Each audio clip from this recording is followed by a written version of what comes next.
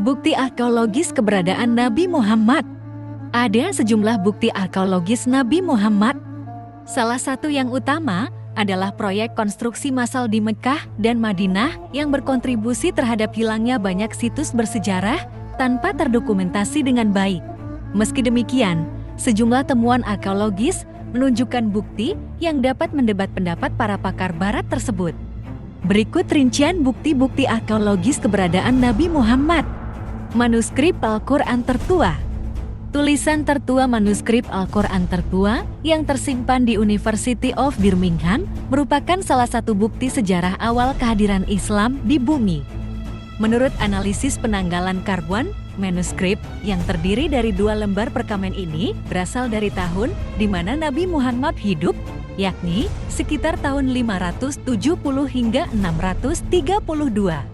Dikutip dari laman University of Birmingham, naskah Al-Quran tersebut berisi bagian-bagian dari surat 18 hingga 20 yang ditulis dengan tinta dalam bentuk awal aksara Arab yang dikenal sebagai Hijazi. Manuskrip Syria. Sebuah manuskrip Syria dari abad ke-6 diketahui mengandung ayat-ayat tentang penaklukan Arab. Dalam manuskrip tersebut bahkan tersemat nama Muhammad. Pada bulan Januari orang-orang Hims menerima firman untuk hidup mereka dan banyak desa-desa yang dirusak oleh pembunuhan orang-orang Arab Muhammad dan banyak orang yang dibunuh dan ditawan dari Galilea sampai ke Bet. Tulis potongan manuskrip yang kata-katanya terpencar tersebut. Dalam buku berjudul Sing Islam Seotar Sallallahu Alaihi Wasallam karya Robert J. Hoyland disebutkan ada beberapa hal yang penting dalam fragmen manuskrip tersebut.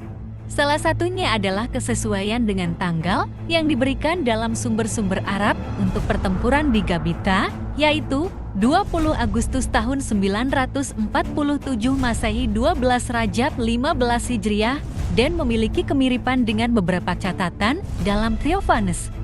Koin Khalifah. Uang koin perak menjadi salah satu metode pembayaran yang digunakan pada masa-masa awal kelahiran Islam. Koin dari abad pertama kehadiran Islam, dari abad pertama Islam yang menunjukkan bagaimana Islam mengadaptasi mata uang dari kerajaan-kerajaan yang sudah ada dan mencetak koin-koin unik mereka sendiri yang bernuansa Islam.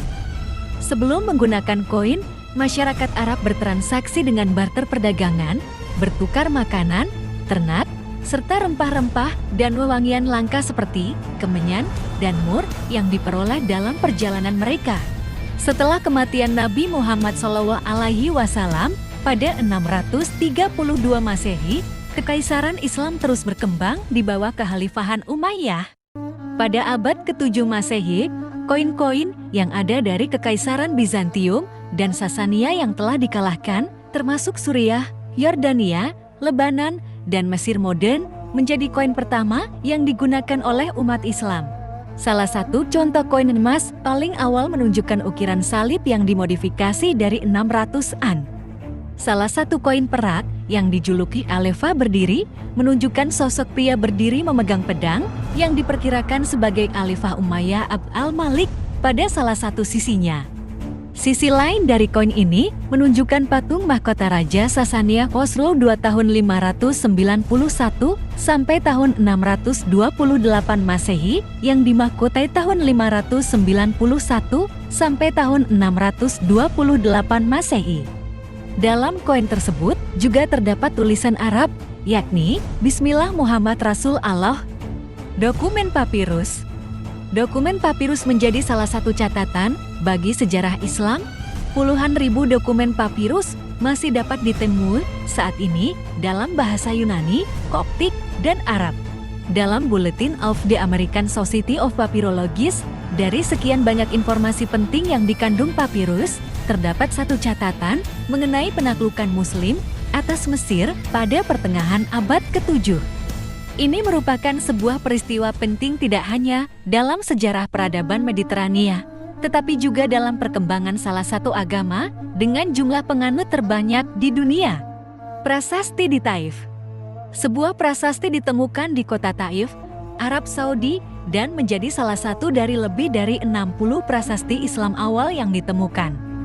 Di antara isi prasasti ini adalah ayat-ayat Al-Quran, doa-doa yang memohon pengampunan, kasih sayang, kesyahidan, dan surga, kepercayaan, dan keyakinan terhadap Nabi Muhammad, serta pengiriman doa dan shalawat kepadanya.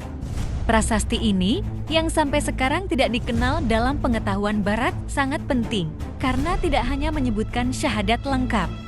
Keduanya juga merupakan peristiwa bersejarah yang penting dan verifikasi dokumenter yang independen, yaitu rekonstruksi dan renovasi Al-Masjid Al-Haram di Mekah. Dan ini bukti barang-barang peninggalan Nabi Muhammad. Yang pertama, gamis Nabi Muhammad, telapak kaki Nabi Muhammad, kunci Ka'bah, pedang Nabi Muhammad, mangkuk Nabi Muhammad, dan sorban. Dan masih banyak peninggalan Nabi Muhammad SAW dan mayoritas disimpan di Museum Topkapi Turki. Terima kasih sudah menyimak video ini. Jangan lupa like, komen, dan subscribe, share juga ya, agar teman-teman kita tahu berita yang bermanfaat dari kanal Kabar Semesta.